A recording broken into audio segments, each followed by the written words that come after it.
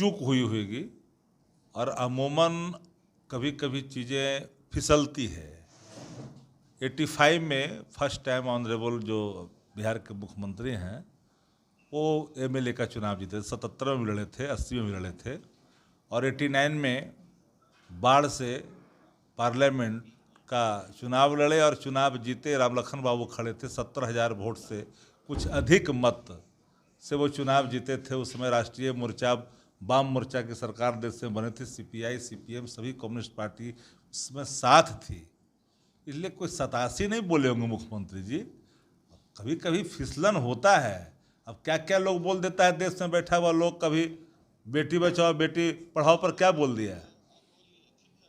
हाँ सर, एक second sir, है कि बेटी पढ़ाओ और बेटी बचाओ के नाम पर क्या बोल दिया बताइए। कभी संस्कृत के उच्चारण में क्या शब्द का इस्तेमाल कर दिए।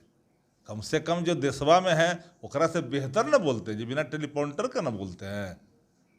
नीतीश जी में काबिलियत है, इसे कोई नहीं कर सकता है, लेकिन जुबान तो कभी कभी आदमी को किसी के साथ फिसल सकता है, कोई बड़ी बात नहीं है।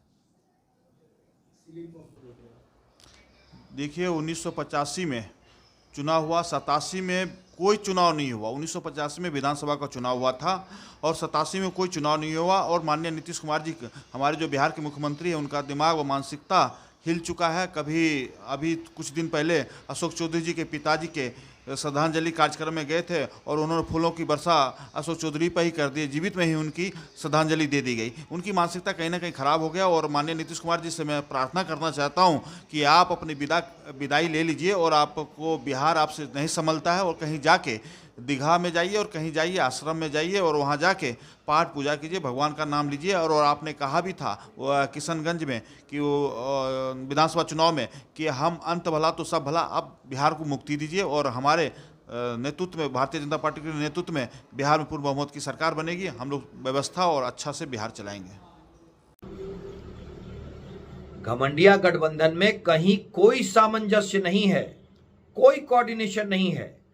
नीतीश कुमार को घमंडिया गठबंधन में लालू प्रसाद यादव और कांग्रेस ने मिलकर के साइडलाइन कर दिया है। लालू प्रसाद यादव ने एक राजनीतिक रणनीति के तहत नीतीश कुमार को बिल्कुल कोने में धकेल दिया है और नीतीश कुमार अब इस बात को जान भी गए हैं। बहुत सारे ओकेजन्स पे उन्होंने इस बात को कहा और कल तो माले की मीटिंग में उनका दर्द बिल्कुल छलक गया। उन्होंने अपने दिल की बात कही। पहले तो उन्हें बड़े बड़े सपने दिखाए गए और अब उन्हें बिल्कुल कोने में ढकेल दिया गया है। और लालू प्रसाद यादव और राजद बिहार में भी उन पे दबाव बना रहे हैं, हर काम का श्रेय लेने की कोशिश कर रहे हैं और उन पे दबाव बना रहे हैं कि वो संन्यास ले लें और कुर्सी तेजस्वी को सौंप दें। लालू प्रसाद यादव की दबाव की राजनीति का नतीजा है कि नीतीश कुमार बिल्कुल अलग थलग पड़ गए हैं। भारत से जुड़ी हर खबरों को देखने के लिए ऑन न्यूज भारत के पेज को करें like, share and subscribe. onNewsBharat.com